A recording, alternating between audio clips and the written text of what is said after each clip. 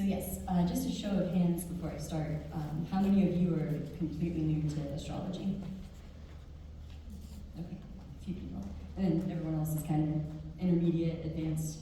Yeah, okay, beautiful. Yes, so we are all stardust. You know, all the wisdom of the cosmos resides within us. So just to begin with that as a little mantra to come back to. And really, I would say that the biggest difference between evolutionary astrology and other forms of astrology, at least in the Western system, is that there is intention behind whatever's happening in your chart. So whatever you're born with, there's a reason why. So we dive deeper into those reasons why, and we'll go into that here. So just to give you a brief history, so basically starting from Dane Rudyard, who lived from 1895 to 1985. Interesting that those numbers were just kind of switched around there. He was many things. He was not only an astrologer, he was a composer of music and a philosopher and many other things. He also wrote a very unique book, the Astrological Mandala, which goes through the 360 degrees of the zodiac, and he worked, I think, with a woman named Elsie Wheeler, and it's kind of like an oracle. You can use it as an oracle. He retranslated it. Okay, very good. So yes, if you're interested in getting a PDF of that, it's kind of hard to find a hard copy or a soft copy of that book. Let me know. I'd be happy to email you the PDF. It's very interesting. And so I would say that the seeds were planted with Dane Rudyard's work in the humanistic astrology field. So he kind of was humanizing the chart back during his time. So those seeds, those evolutionary seeds were planted, I would say, during Dane Rudyard's time.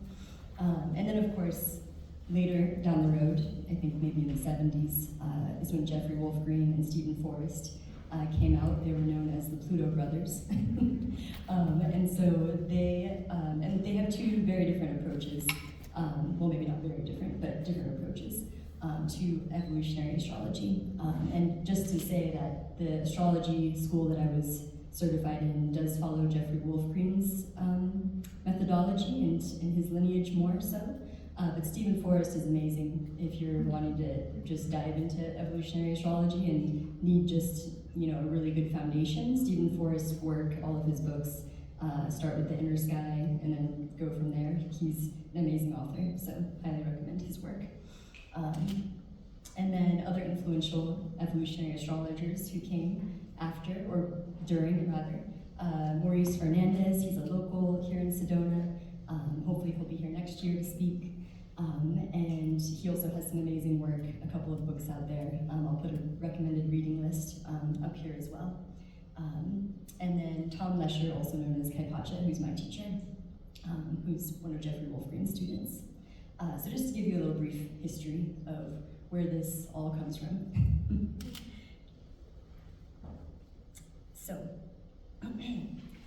EA method, the evolutionary astrology method. So this method was taught by my teacher Kaipacha through the New Paradigm School of Astrology. So I believe Stephen Forrest and Maurice Fernandez and others out there probably do it slightly differently.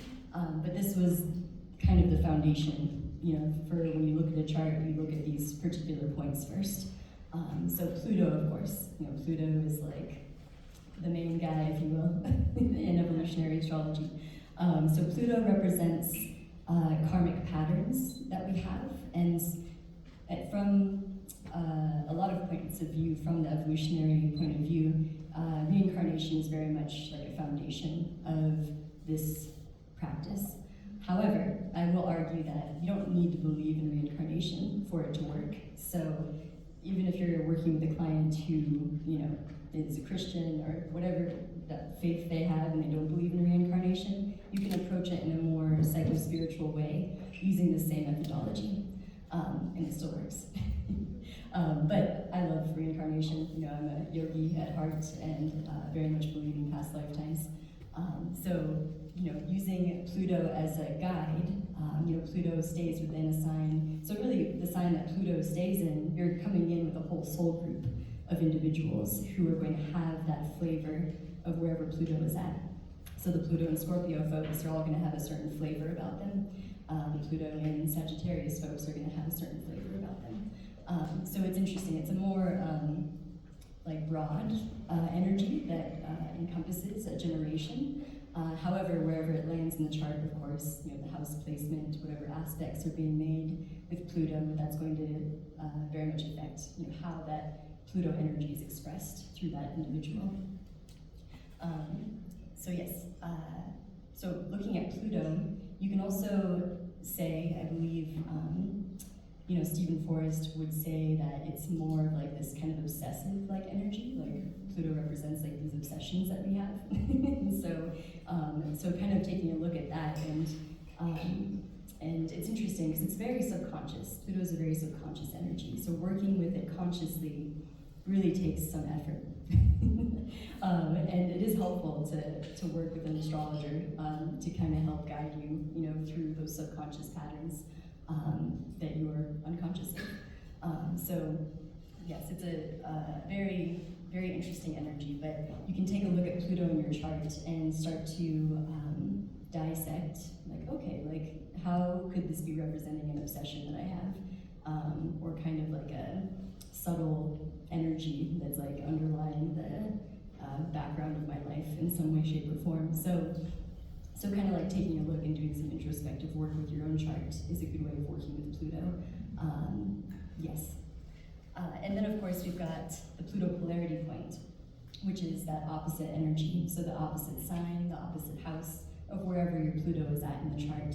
That's going to represent basically how you balance that obsessive compulsive energy, that karmic pattern that you're born here with. So that Pluto polarity point is really similar in a lot of ways to the north node of the moon energy. So it's like, how do you fully manifest this energetic point in the chart?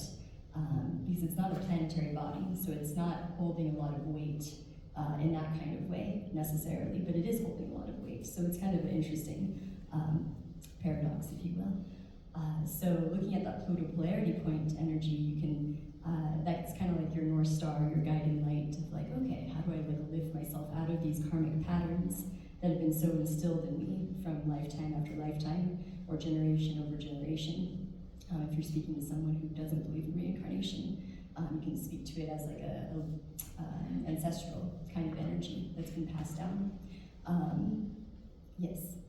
And then the north node of the moon on the opposite side of that south node of the moon, the north node of the moon represents, oh, I'm sorry, I was talking about the south node. Had a little too much caffeine, I think. The south node of the moon. So the south node of the moon represents our kind of like the character, like the personality traits that we've been in previous lifetimes. And so that energy is also played out in this lifetime. So it's kind of like the character that you are playing out again. But it tends to be with the south node, more of like the shadow elements of that character. Past life indicator.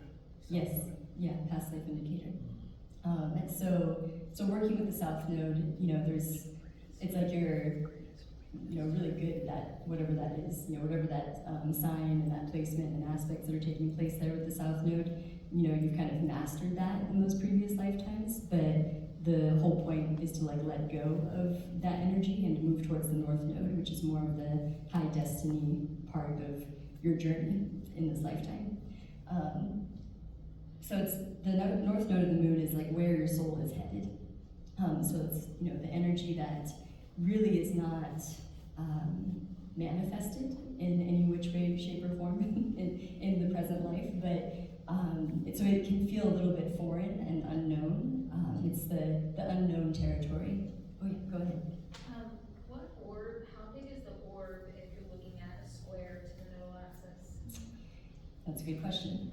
So different astrologers give different orbs. I personally work with a wider orb in general. So, depending on if it's a faster moving planet or a slower moving planet, I'll use, you know, a 5 to 10 degree orb. Other astrologers will use a 3 to 5 degree orb, or even just a 3 degree orb if they're being really like tight about it. So I think it just depends on how you would like to use those orbs.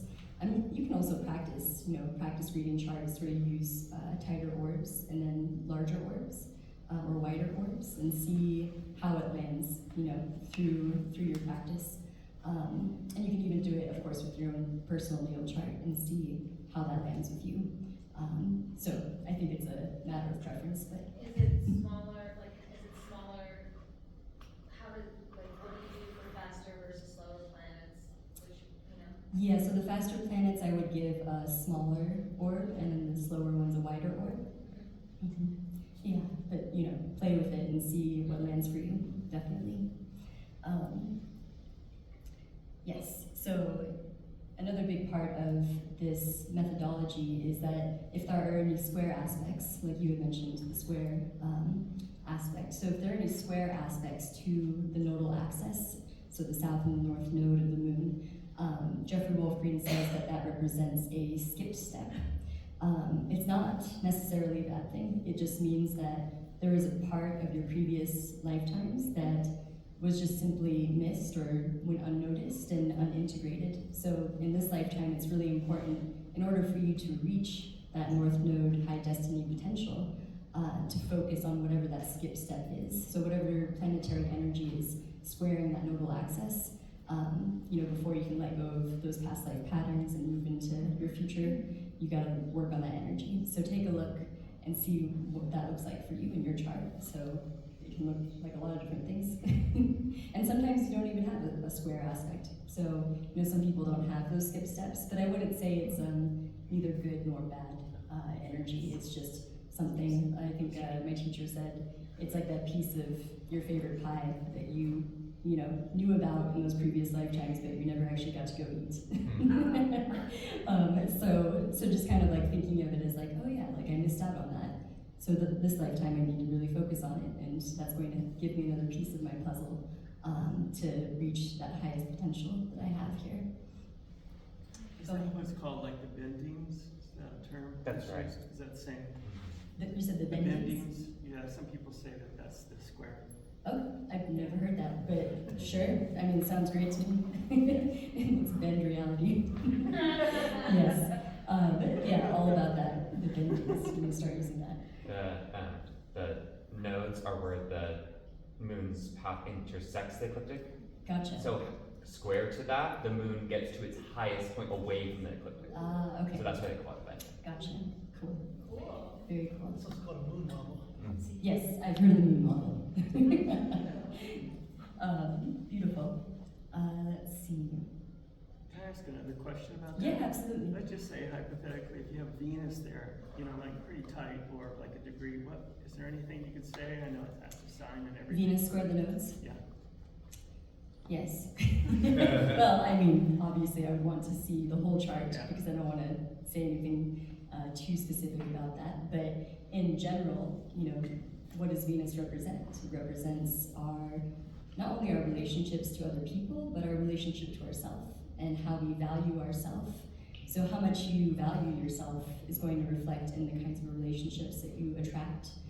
So if Venus is square the nodes, the possibility is that you didn't value yourself in those previous lifetimes. Maybe you gave yourself away in a partnership or a relationship of another kind and lost your voice somehow. So Venus being the ruler of both Taurus and Libra, we take the energetic signatures of both of those signs and apply it to the skip step, so to speak.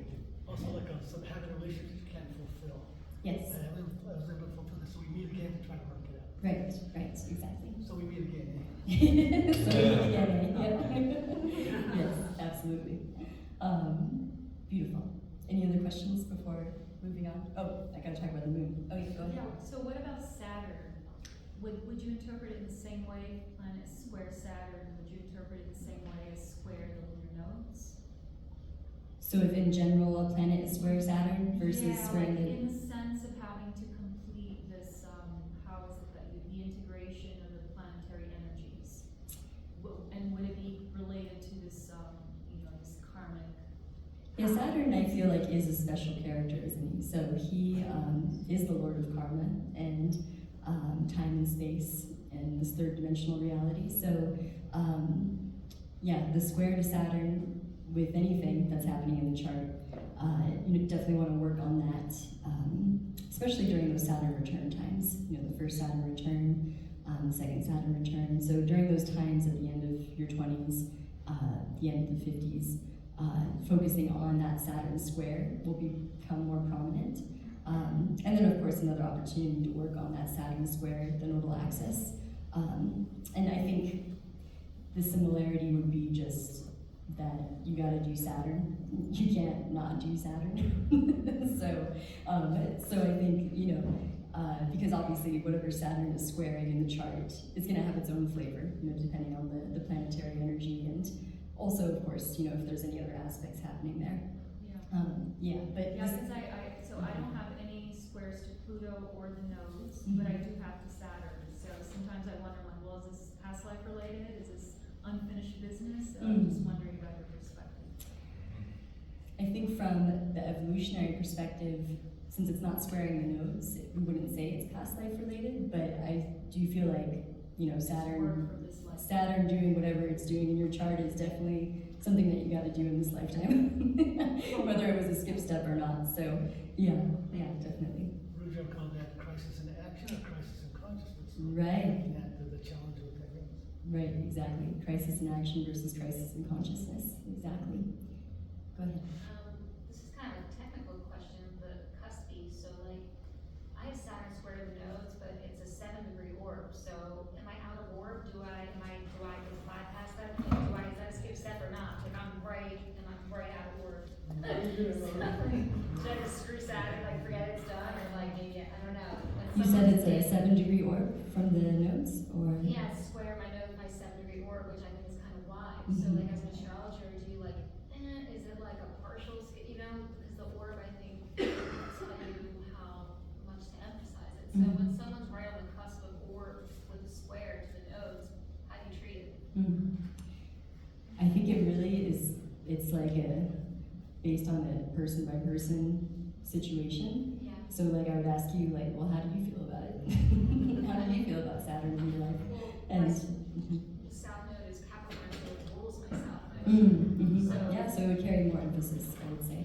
right, but in my mind, it's like I've already mastered Saturn because it rules my south node, but yet it's widely squaring the node, so have I not? So it's just kind of. Yeah, I guess then you could talk or kind of have a conversation with yourself about what are the shadow aspects of Saturn, and have I kind of overlooked those in those previous lifetimes, thinking that I had mastered everything Saturn, Capricornian, and then go from there. Cool. Yeah. Jeff used big orbs. Jeff used really big orbs. Yeah, I think that's probably why I use larger orbs too, but other astrologers use smaller orbs. I think it's just a preference thing. Maybe related to that question and just in general, would it matter if it's a separating or applying? That's what I was thinking. Yes. It's separate. It's separated. Yeah. It all matters. Yeah. Overall, everything matters. Everything matters and nothing matters, right? It's like So- interesting because like the orb will determine whether you're accountable or not. So it's like, where's the point of accountability kind of fade off? I don't know. Right. Did you want to say something about that, Mary? You looked like you were about to jump in. So. No, I wasn't gonna jump in on that, but I mean, I think it's very interesting to factor in what other planets are in play, what other aspects does Saturn is it making, and what relationship does that have to the node? Right. Because that's going to pull Saturn more into the story. Can I jump in? Absolutely. What's that, that aspect that you need that essence, so it's not, it's already past exam, it's moving away, it's already resolved more. Right on, okay, so yes, okay, cool. The approaching and separating thing helps a lot. Yeah, definitely. Yeah, with everything, looking at the applying versus separating energy in the chart and just kind of, weighing on that as well. Definitely. Cool. Thank you. Yeah, you're welcome. Thank you for making this more conversational. That's what I was hoping for. Yeah. So. Yeah, if we had all the time in the world. Well, I am going to hand out a handout that I have here for you. I might not have enough now that I'm looking at everyone in the room, but if you didn't get a handout at the end of this lecture, just come up to me and I can share my info and I can email it to you as a PDF. So last but not least, we have the moon. So the moon, as one of the luminaries in the chart, you know how sun sign astrology is like such a big deal in pop astrology. The moon, let's just say that the moon is that in evolutionary astrology. It is a big deal. So the moon, it's like the heart and soul of who you are. So it does connect into your previous lifetimes. It's also that feeling body, that emotional body that you're coming into in this life. And so I think the moon is such a beautiful representation of our subtle energy body and how we interact with it and engage with it. So taking a look at anything, especially if you have like Pluto moon connected or the moon connected with anything else in your chart, whether it's a hard or easy aspect, taking a look at what's happening with your moon is very important, just as important as the sun. Absolutely. Jeff talked about the moon being the development of the ego. Yes, and so Jeffrey Wolfgreen does say that the moon. Yeah, no, I remember you mentioning that. I wish I could have met him, but we're not sure where he is. He's very much living a low profile life. I tried to ask Stephen Forrest at the NORWAC conference last year where he was, and he said I have no idea. But it's okay, some of us just need, especially, Jeffrey Wolfgreen is a very interesting character. If you, go to, I think his daughter, Ari, is the one that's heading up his school of evolutionary astrology. And if you go to that website, Jeffrey Wolfgreen School's website, his story is very interesting. He said that he received the whole evolutionary methodology that he presents in his work through a dream that came in Sanskrit, and then he had to translate it. So it's very interesting. He's a very interesting guy. So yes, so what house system do you use? I think that's kind of like the age-old question. Porphyry, yes. Yeah, Porphyry through Jeffrey Wolfgreen's lineage and Kaipacha and the New Paradigm School of Astrology that I'm a part of. We use the Porphyry system. It's probably one of the most rarely used systems. So that is something I like to distinguish with clients that I meet with. It's like, just so you know, I'm using this house system called Porphyry. So other, readings that you'll get, it may look slightly different. Not super different, but there could be different, placements in different houses. Go ahead. Is it particularly meaningful if a planet ruling the node or a planet squaring the axis rules one of the nodes? Yes. Yeah, absolutely. Yeah, so you definitely want to look at the ruler of the north and the south node and what's happening with them in your chart or in your client's chart. Yeah, definitely. What if the ruler of the north node and the ruler of the south node are in aspect to each other, like in a square aspect to each other? The rulers in square aspect to each other. Yeah, so like I have Cancer north node, my Capricorn south node, and like my moon squares my Saturn. So like the rulers of my nodal axis square each other. So like, what would you do? It sounds like you got a lot of work to do. I know it. Amen. I want to, I'm joking, but. No, it's real. I agree. I'm not arguing. Where you're coming from and where you're going, you've been doing both. You've been balancing back and forth between those two. Oh, wow. Wow. Right on. Yeah, and of course we want to look at the whole chart, but yeah, it's definitely and you know yourself. You know whether it's felt like it's a lot of work or not. But yeah, definitely looking at the whole chart in relation to that. But also from the evolutionary lens, these square aspects are not bad aspects like we would say in other modalities of astrology practice. So they're a little bit more challenging. But from an evolutionary perspective, I actually love working with the squares because it actually gives me something to work with. It's like, oh, okay, cool, this is going to be a really obvious energy in someone's chart that I can talk about. Versus the easy or soft aspects, those usually go unnoticed by the individual that you're meeting with about their chart. So it's, and I think Maurice even said, that the easy, soft aspects can manifest as something very challenging for someone.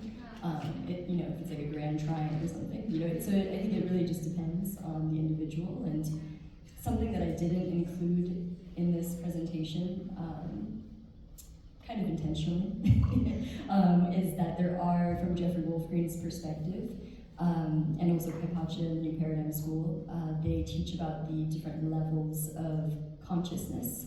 And so this is more, I would say, important for you as an astrologer to be aware of. Like, obviously, you're not going to tell the client that you're meeting with, like, oh yeah, you're definitely a consensus stage reality person. Like, and so, but for your own, let's say, the language that you're going to be using with that individual, because obviously you're going to be like, way out there, spiritual person, and like you're meeting with this, consensus stage reality person. It's like, how do you engage with them in a way that is going to present information that they can actually absorb and integrate and not feel like, what the heck are you talking about? Because that's really the whole point of astrology and all its modalities, is like, we are here to help people heal and to help people integrate this body of knowledge and wisdom that's been passed down from our ancestors. So I think having that in the back of your mind, it is pretty important, actually. If you meet with somebody and you're like, oh yeah, I can talk to this person who's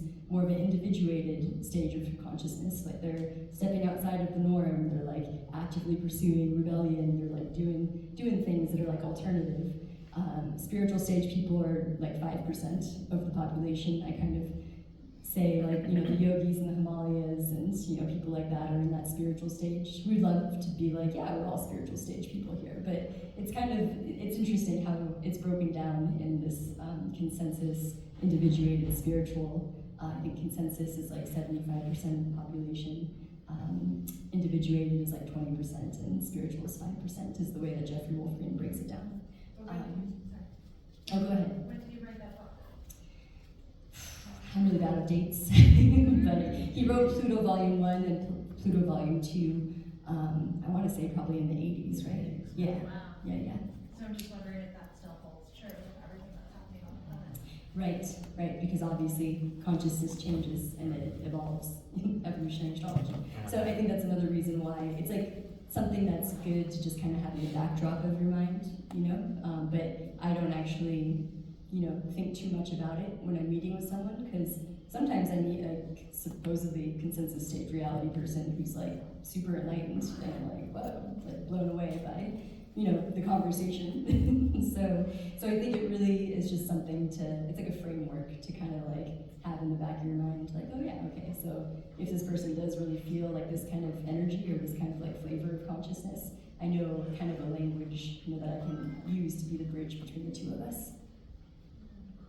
Yeah. So going back to the different house systems. So yes, porphyry is the house system that is used by Jeffrey Wolfgreen and Kaipacha and those lineages. Stephen Forrest swears by Placidus.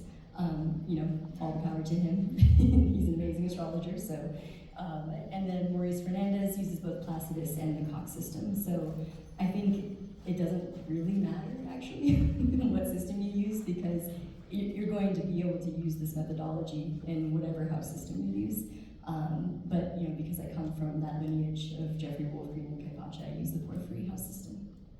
What do you do, like, when the nodal axis is on a house cusp in one system, and it be kind of, I know that Stephen Farr says if it's like within 1 or 2 degrees of the house cusp, you put it in the next house, but like, the house systems will change that cusp, and so, my chart's so weird, like, it's just so right out of orb and right on the cusp, and so I just, like, what do you do when someone's on the fringe, but they're right there, but they're not, like, how do you work with that? And because like Rick Levine says that you don't want to dismiss wide orb aspects, because sometimes those are really a big deal for that person, and if you never even mention it, you could have missed it.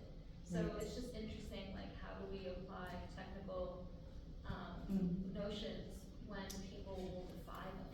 Right. And so I guess this, I don't know what my question is, but No, what do you do with it? It's amusing. And it's good. I mean, it's all good.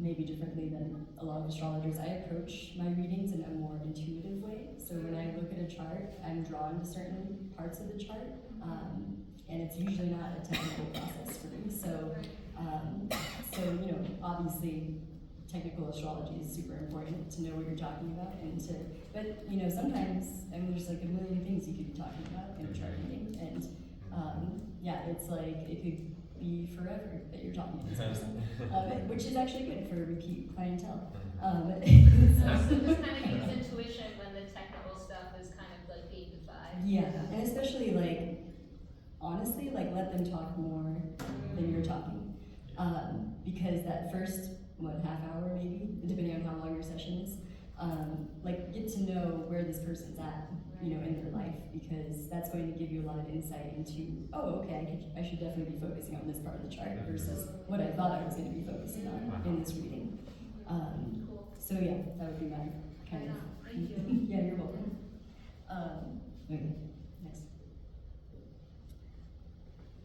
Okay, so some recommended reading and astrological software for those of you who are new to astrology and want to kind of get your feet wet and take a plunge there. So Pluto Volume 1 and 2 by Jeffrey Wolfgreen, super much the foundation of evolutionary astrology, and he just goes like so deep into Pluto and the energy of Pluto. It's very dense, so don't be discouraged if you like read a page and you're like, okay, I'm gonna have to read each line of this page and like kind of just meditate on it for like 10 minutes at least. Like, so just like let yourself move slowly through Jeffrey Wolfgreen's work, because it's very dense but just so full of rich wisdom and knowledge. So just, you know, don't get discouraged if you feel like you're reading it and you're like, I have no idea what I just read, so I need to go back and reread this. The Book of Pluto is a little bit more digestible, if you will. Stephen Forrest, I would say in general, is just a very digestible author. And so, yeah, anything Stephen Forrest writes, including the Book of Pluto and the Book of the Moon, you know, very, very easily accessible to people who, especially who are just kind of like diving into this for the first time. The Evolution of Consciousness by Maurice Fernandez, also a very important work for the evolutionary astrological field. He also wrote a book called Neptune, the 12th House in Pisces, which is really fascinating and very detailed and in-depth. And, you know, I feel like, I don't know about you, but Neptune is a very nebulous energy for me. And so him writing this work really helped me kind of manifest and materialize Neptune in a way that I hadn't before. So, very beautiful book. And of course, Dan Ridger's astrological mandala that I was speaking of earlier. And then astrological software. So if you have a Windows computer, using SolarFire is a beautiful software to use. And then AstroGold for Mac users. And you can also use, I think AstroGold is downloadable on iPhone as well, if you're an iPhone user, and Android. So I like having the app on my phone. I think it's only like, I don't know, $30 or something to download it, and it's just nice to like be able to just pull it out, you know, put in somebody's info, and just like look at it like, you know, briefly if you're having a conversation. Be like, oh, okay. Windstar. Okay, Windstar. Go ahead. As someone who's brand new to astrology, I was wondering, can you talk about the hallmarks of what generally people consider a great astrologist? Like, what makes someone really good at it? Are there certain things collectively that people were like, that guy? Like, Trying to think if I'm understanding your question. yeah, you so- said earlier this person is a great astrologist. You were talking about someone earlier, and I was wondering what makes someone great. Like, Okay. what like- makes them an authority on I see. astrology, that they're going to be renowned, someone we should listen to Mhm. and take advice from. That's just like my curiosity there. Yeah, absolutely. Well, I would say, you know, the work that they put out, the body of knowledge that they're putting out. So the astrologers that I mentioned here, they put out bodies of knowledge through their different writings that I very much value and other people value. And so I would say with any astrologer from any field, you know, as long as they're producing quality content, and of course, like, you know, that's an interesting question, because like maybe somebody can produce really amazing content and then you go and get a reading with them and you're like, what the hell is this?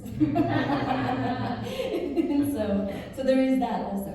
You know, they're not necessarily going to be an amazing astrologer as a reader. Have you ever but- found that someone was renowned and then you had a reading and it wasn't maybe to what you thought it would be, or? Well, I personally have not actually had a reading from a renowned astrologer. So I don't know.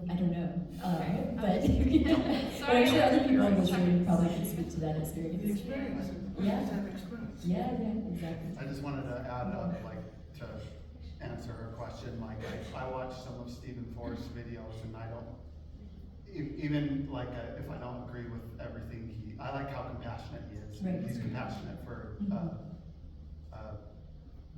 many different, astrological beliefs. And, Absolutely. Yeah. Yeah, Stephen Forrest is awesome. So that's something that I personally, so. appreciate in an astrologer, is one thing is like Yeah. that compassionate element. Yeah, absolutely. I think for any astrologer, any of you who are going to be or already are practicing astrologers, make sure you bring compassion into your readings. And, you know, go into the reading too, like telling yourself, I know that I know nothing really about this person. And even if you came in like super prepared with all the technical details and, you know, all the information that you've learned over time and space, it's like, go in as if you just have a beginner's mind, because I think that's going to be where the best readings lie, in my opinion. Yes. Does anybody else have a question? To piggyback off all that stuff too, I would say like someone with a really strong sense of ethics too. I think ethics is really important in the work of astrology because it's so personal with other people, and you can literally tell there's no international body, there's no Interpol or police that are gonna like come after you or take you to court if you give somebody a faulty reading, because you could tell someone to do like any number of things and you're like interpreting a chart. So like I think somebody with a really strong sense of ethics like makes the best astrologer, because they have the other person's best interest in mind when it comes to privacy, what they're coming in with, all the stuff that all the really great people have talked about Right. in this conference. Right. Yeah, I would say if you're with an astrologer who's just talking at you and not having it be more of a conversation, then I would say that you probably know. Like, and especially if you're not resonating with what that person's saying. It's a different story if you are resonating with what that person's saying. But yeah, I think it's really based on personal experience for sure. Yeah. Thank you. Yeah, you're welcome. Yes. Let's see. Well, that's kind of the end of my presentation here. I don't know, it's weird to call it a business. My practice is Bay astrology, so Bay is before anyone else. But in this sense, you know, instead of it being that other person, you're the one that comes before anyone else. So before anyone else is you, so you got to focus on yourself and really enlighten yourself, empower yourself before you can call in whatever relationships around you that you want to call in this life. So that's kind of like my little focus mostly. It's not always relationship focused in the readings that I do, but I do really love focusing on that aspect, the relationship you have with yourself, and then of course the relationships around you and how those are affecting you. I have a question about house systems. Well, first of all, I want to know what house system you use, and my real question is, my understanding is that what makes them different, the angles always stay the same, right? So like the angular points stay the same, and the first, fourth, seventh, 10th house are the same, but how you divide the space between the angles is where the house systems are different, and there's like different mathematical equations for that. And so I just want to understand, like, I've only done class this, and I've never really done anything with porphyry or coke, and I don't know, for someone, maybe you can give me some sort of like understanding of the calculations or how they're different and how they're developed. I don't know, I hope that's an understandable question. It is understandable. I'm definitely the wrong person to be asking the Okay, question. it's like a loaded question. And I would love for him to answer it. Yay! We have a class-based house system. We don't divide it, maybe the house will be measured to the left or to the right, go the other way. They fluctuate, based on the time of how you put the art.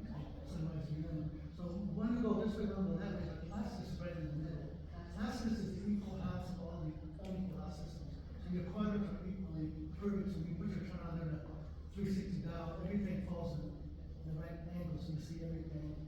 Just still showing up parasites.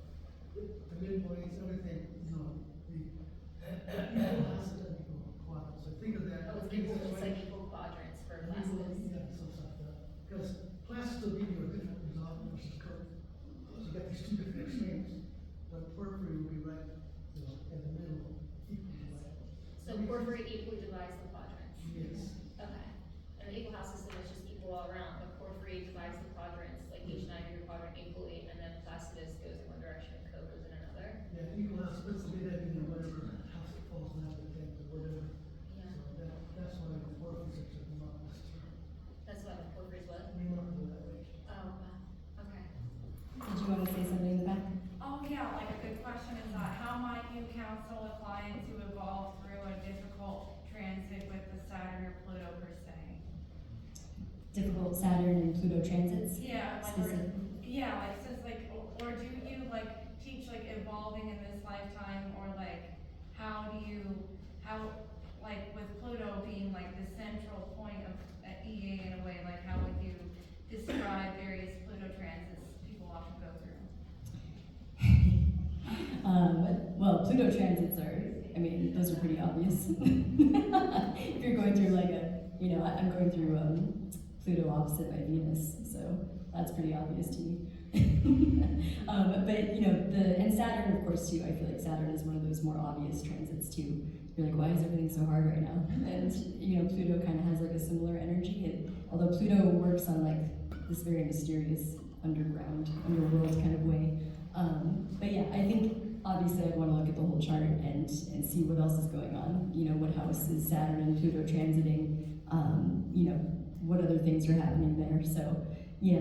I guess what I'm asking is like, what are solutions from an evolutionary perspective? Like, what do you do with the action plan? I think the solutions really are like a individual by individual basis.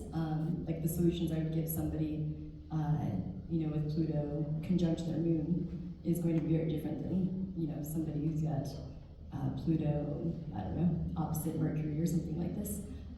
So I think, and really, I don't know if I would approach my readings as solution-based. It's more like maintenance, like, okay, how do we, on a day-to-day basis, like maintain, your optimism and your energetic frequency? Like, how do we maintain that on a day-to-day basis with these transits happening for you that are going to be challenging? And so, kind of approaching it more in that way and giving more, I would say, concrete ways for them to work with their chart, to work with their own lives in that way.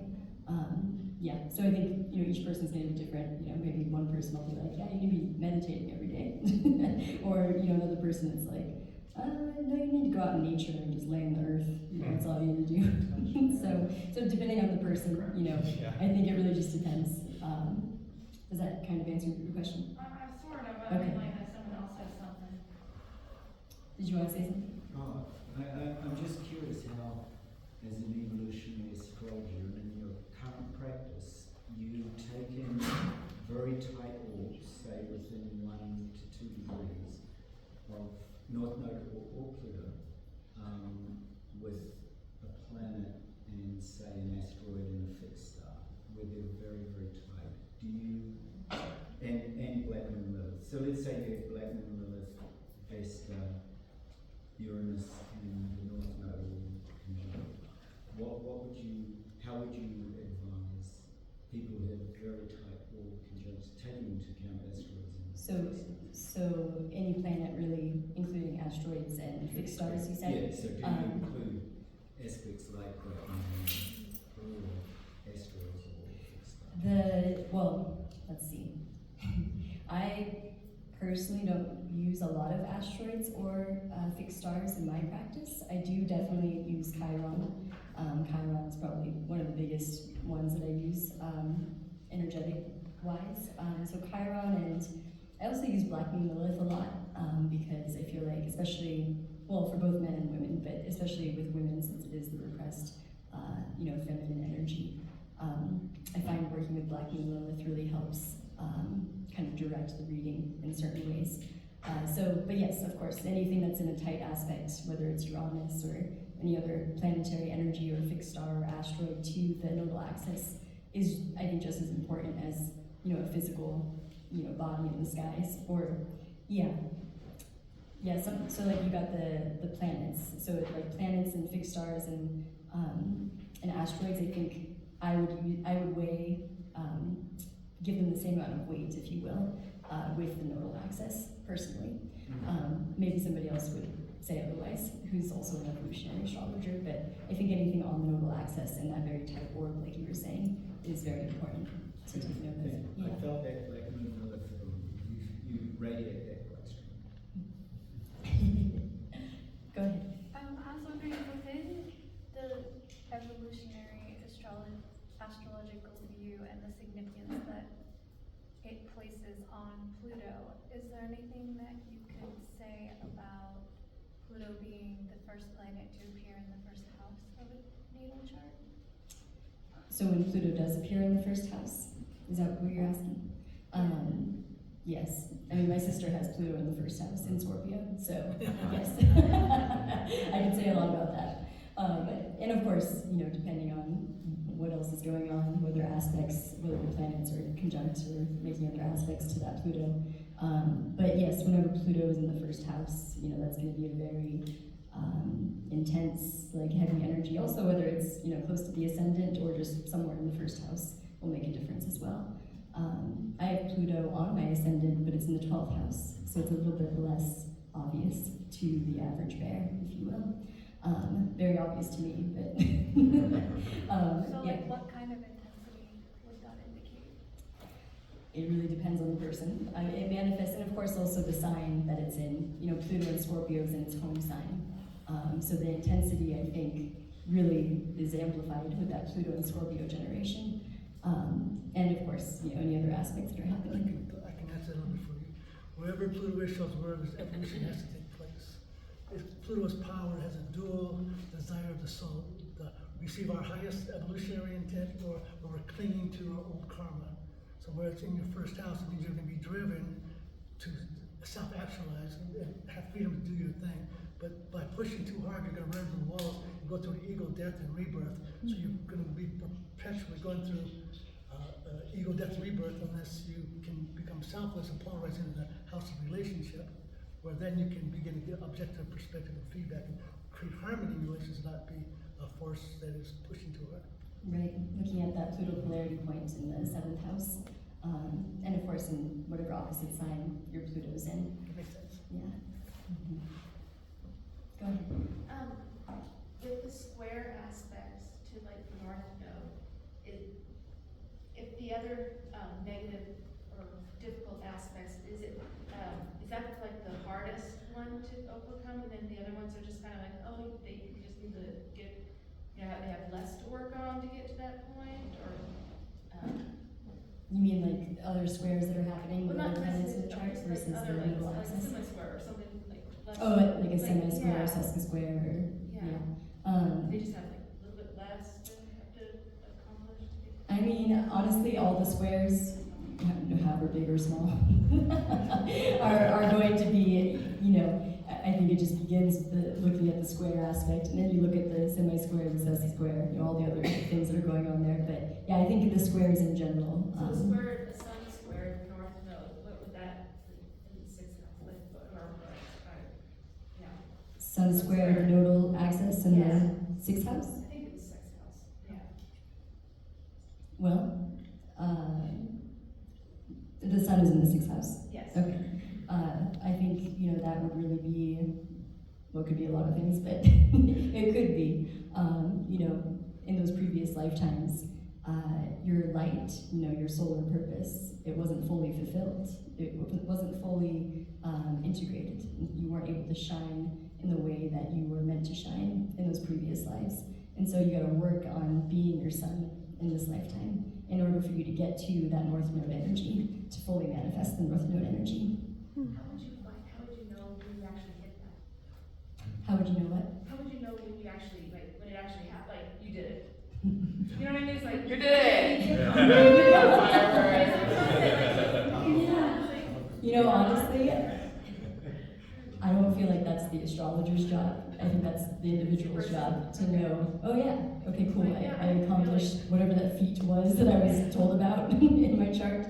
I feel accomplished in like getting over that or whatever it is. And of course, from an evolutionary perspective, you know, these energies are going to exist for the rest of our lives. So it's not like you're gonna, you know, forget all about it and you know, kind of lock it away to never come out again. It'll definitely be triggered in one way, shape, or form by different planetary transits that are happening.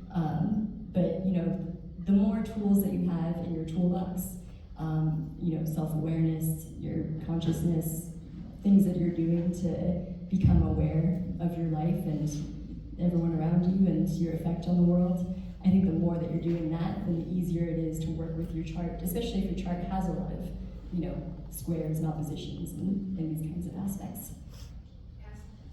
Yeah, you get to check that own check mark off of your own test. Exactly. Anybody else? Yes. Okay, beautiful. Yeah, you're so welcome. If you feel inspired and would like to take one of these, basically this is based on a workshop that I did with Kaitacha called Discovering Your Soul's Purpose. And it goes into more depth, like the questions that you would ask yourself, you know, in your own chart, like, you know, the questions really that we're all kind of bringing up here. So if you want to, you know, go through that, and I don't know if I have enough copies, so if you don't get a copy and you wanted one, just come up to me and I can exchange information to be able to send it to you. And thank you so much for listening.